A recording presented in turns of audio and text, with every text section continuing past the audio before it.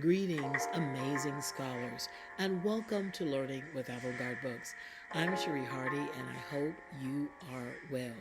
Today's lesson is going to be about Alice Walker. But before we get started, I would like for you to make sure you're in a very comfortable place, you're relaxed, so that you can learn about the award-winning author, Alice Walker.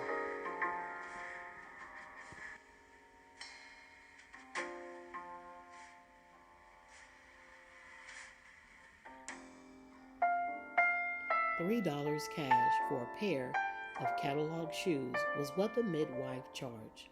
Alice Walker wrote about being born on a cotton farm in Eatonton, Georgia. Her parents were sharecroppers, and her mother later became a maid for the farmer's family. Together, they lived on the same land where they worked. The land-owning farmer and his family lived in wealth on the same land where Alice, her 7 siblings, and their parents lived in poverty. Sharecroppers cultivated and produced the landowner's crop, but rarely reaped any profit. The poverty that marked Alice's childhood was one thing, but the discrimination her family experienced because they were black was another. I grew up in the South under segregation, Alice had said, so I know what terrorism feels like. She explained further, when your father could be taken out in the middle of the night and lynched just because he didn't look like he was in an obeying frame of mind when a white person said something he must do. I mean, that's terrorism. Alice's mother cleaned the farmer's house, but she also stood up to him, like she did to everybody else. Once he came to their house and told Alice's mother that her children needed to be out in the fields picking his cotton and working his land. Alice says her mother defied him and replied, "These children are my children and they are going to be educated." Instead of putting her children to work, she put them in school. Alice was enrolled in school when she was 4 years old. The worst thing that happened to Alice as a child occurred when she was 8 years old. While playing with her older brothers, she was injured in a BB gun accident that left her scarred and blind in one eye. Her self-esteem withered and she retreated from other people. Ultimately, though, her injury led to a new passion, reading and writing. Reading introduced her to new ideas and places, and writing was a way to express her feelings.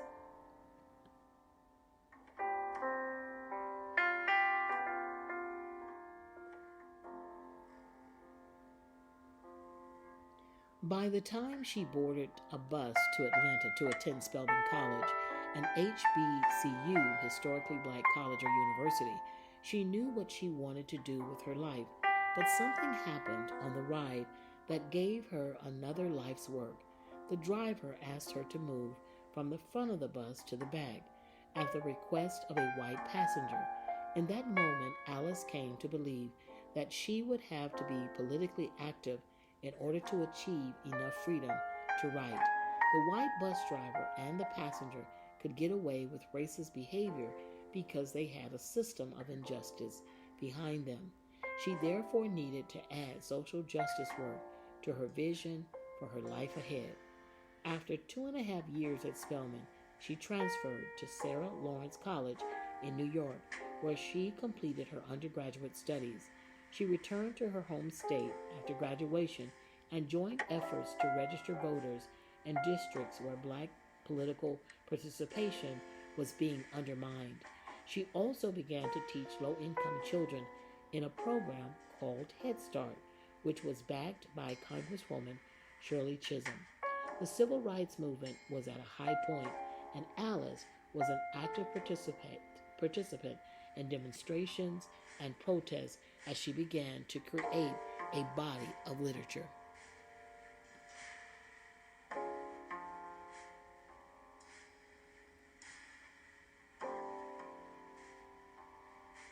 Alice was living in Mississippi when she wrote The Third Life of Grange Copeland, her 1970 novel about a sharecropper like her father, and began Meridian, her 1976 novel about a civil rights worker like herself. She brought her life experience and her political worldview to the craft of storytelling.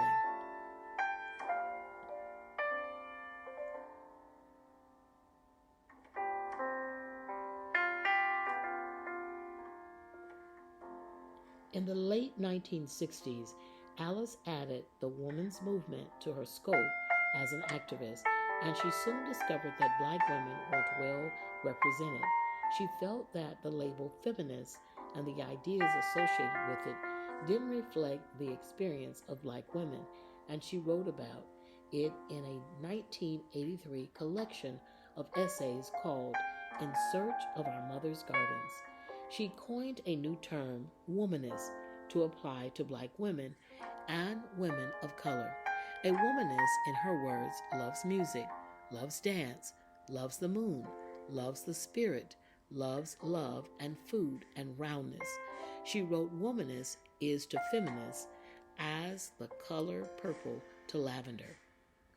Alice's nonfiction work established her as a critical thinker and a feminist icon, but it is her fiction that touched people of all backgrounds and earned her the biggest audience and the greatest success.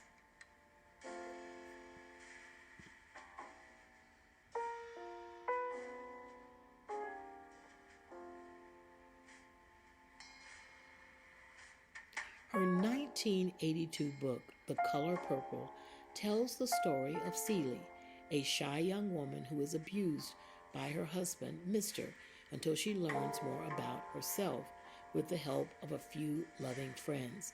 The novel is told through letters that Celie writes to God, who she believes is the only one who listens to her, and to her beloved sister, Nettie, a missionary in Africa with whom she's lost contact.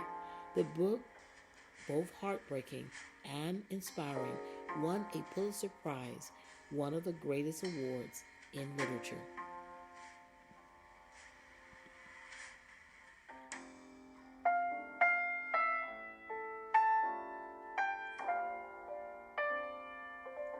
Alice Walker once said, "Part of what any writer does is try to help you see what it is they see.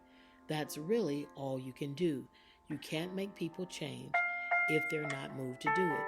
But that's why we have writers, poets, fighters, and dancers."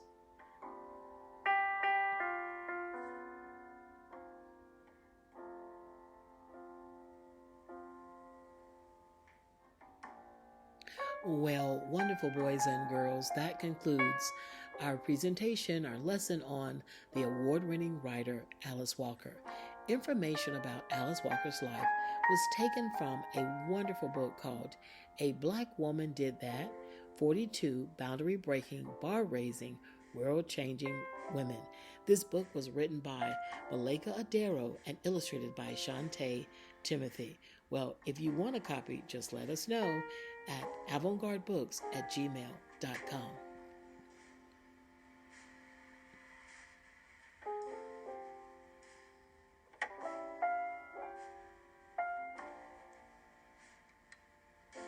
Thank you for watching and learning with Avant-Garde Books. Don't forget to subscribe to our educational YouTube channel. And by the way, please like this video if you found it informative. Have a beautiful day.